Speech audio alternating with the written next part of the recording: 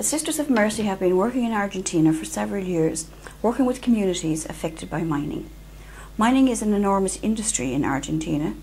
Its growth has been put down to government policy initiatives actively pursued in the 1990s. Tax incentives were also introduced, and this led countries from all over the world flocking to Argentina to invest in mining contracts. Changes in our consumer culture, especially our throwaway culture, also led to the growth as the levels of consumption and production escalated. The need for energy and raw materials also reached exceptionally high levels. For the purpose of our talk today, we are focusing on Sisters of Mercy who are working mostly in the Rio Negro area. This area is located between the Atlantic Ocean and the Chilean border. In Rio Negro, the MCC project exists. This is an iron ore mine, and it is said to last 150 years, which is an extremely long lifespan for a mine. They have been criticised for the unsafe storage of their waste, as iron ore waste has been disposed of in open air pits. This waste contains chemicals, toxic chemicals, and these chemicals have become airborne as the area the situation is in a very windy area, and this is of great concern for Mercy Sisters in Argentina, as this has led to respiratory problems especially. Other injustices have been seen in the health, environment and the local economy, and the sisters are also concerned on the scale of the projects in the Rio Negro. There are many projects, but not all are known about, as the media don't inform about them. The media are said to be in collusion with mining companies, so their point of view is the only one that's heard.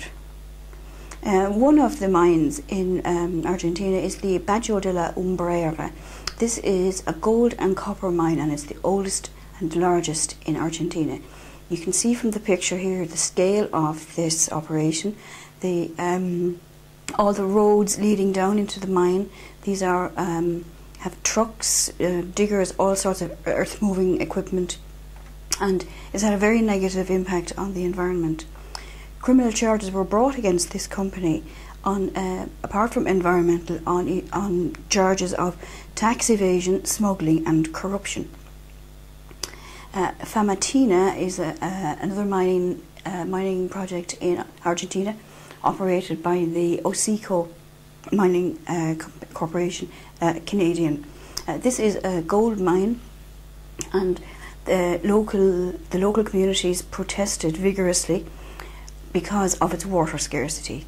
They do not see mining as a development option in the area, as they don't view it as a sustainable. They feel that water is more precious than gold. The Pascua Lama project is another one that is of great interest to our sisters in Argentina. Due to the lack of information from the media, sisters in Rio Negro have written on this subject to try and inform Argentinians on what's actually happening in their own country. This project is a binational project between Argentina and Chile. 75% of the project is situated in Chile, and it's owned by Barrick Gold in the USA. It's a gold, silver and copper mine, and chemicals are used in a big way in this industry. You can see there on the slide that there are 3 glaciers, and the company use cyanide in their mining. They use the cyanide to explode these great glaciers to get at the minerals underneath, and the effects of ingesting cyanide can be potentially fatal. Cyanide exposure requires an emergency response, as the cyanide inhibits the ability to utilize oxygen, hence the need for immediate intervention. The Esquel project in Chubut was another conflict which centred on water scarcity and the use of cyanide and the impacts on local communities. Local communities got together and formed a group of assemblies, and they called themselves the AVA. They decided to have a referendum against mining, 75% of the people turned out, 81% voted no to the mines. The Shubut project was stopped. They have a website, No Alamina, which gives great information on all activities in Latin America. The next country we're looking at today is Peru, and in Peru we have the Conga project, which is located in Cajamarca in northern Peru. It's owned by Newmont Mining, based in Denver, Colorado, and this project is situated in Peru's most fragile ecosystems at 3,700 meters. The project involves moving water from 4 lakes high in the mountains to reservoirs, which they will make to keep their project fully equipped with water. Protests of Congo have centred on unfair compensation for their land, the contamination of local water supply, mercury poisoning, where in the year 2000, 1,000 people were poisoned by mercury from a truck spillage, lack of consultation, and the detrimental impact on the environment, on the social, cultural level impact as well.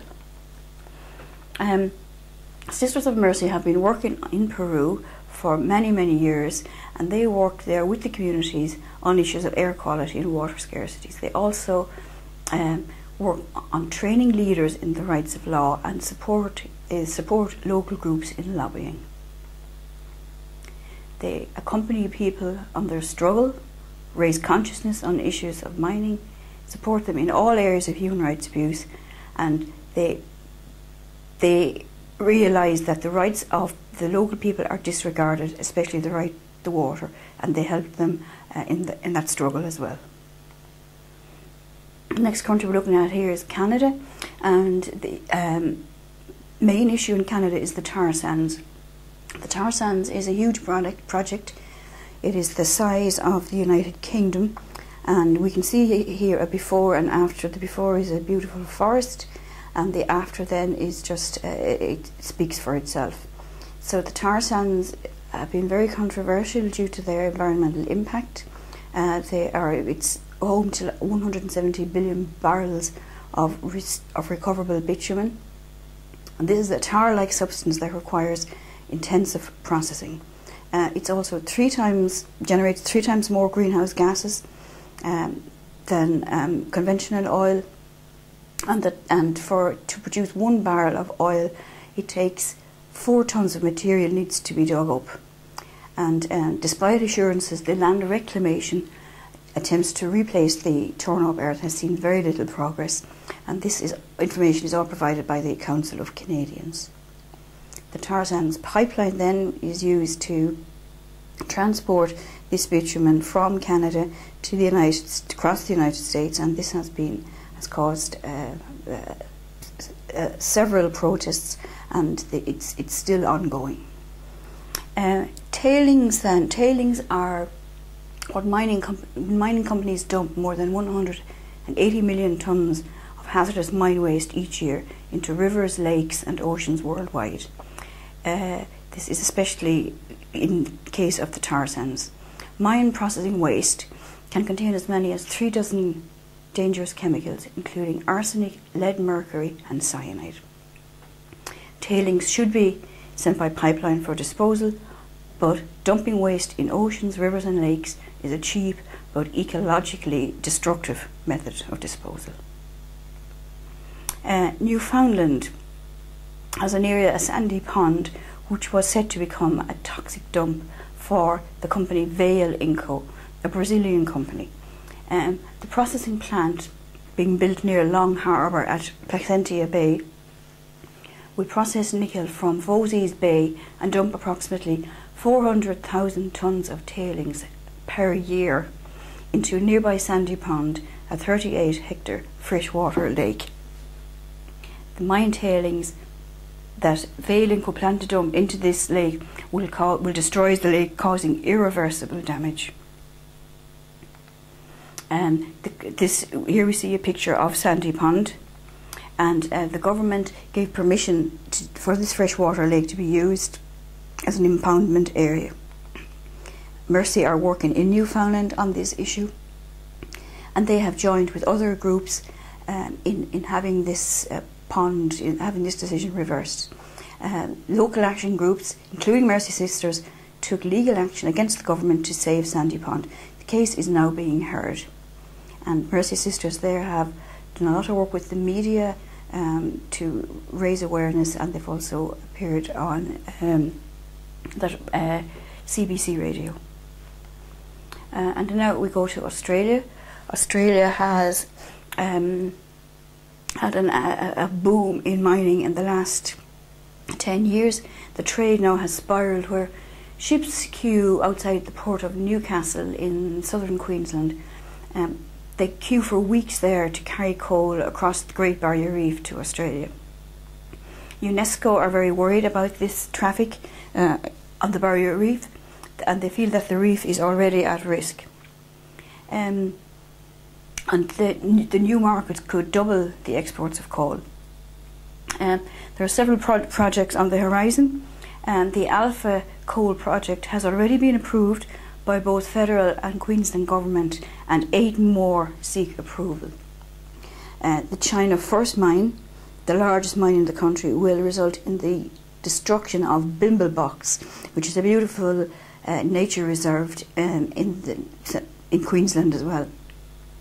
And coal seam gas mining is widely used in Queensland and New South Wales. And this is where methane gas is found in coal seams, which was too deep to mine in the traditional way. It's now mined in a fracking method. Mercy in Australia. The Mercy are involved in education and campaigning on CSG, as it's called, coal seam gas mining. Some of the major concerns about coal CSG include that the mines are established on good cropping soil, and it has an impact on food production. It also interrupts the use of farming land and the use and impact of chemicals upon the land and the water table. The degradation and devaluation of farming properties. They're also concerned about how to deal with the significant amount of waste materials being used in the process, how they're to be disposed of, and also the impact on Australia's food production.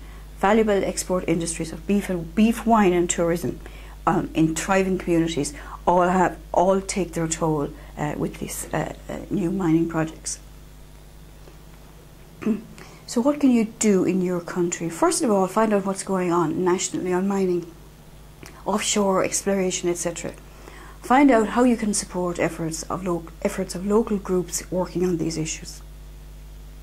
Or write up case studies from grassroots for newspapers, congregational letters, etc.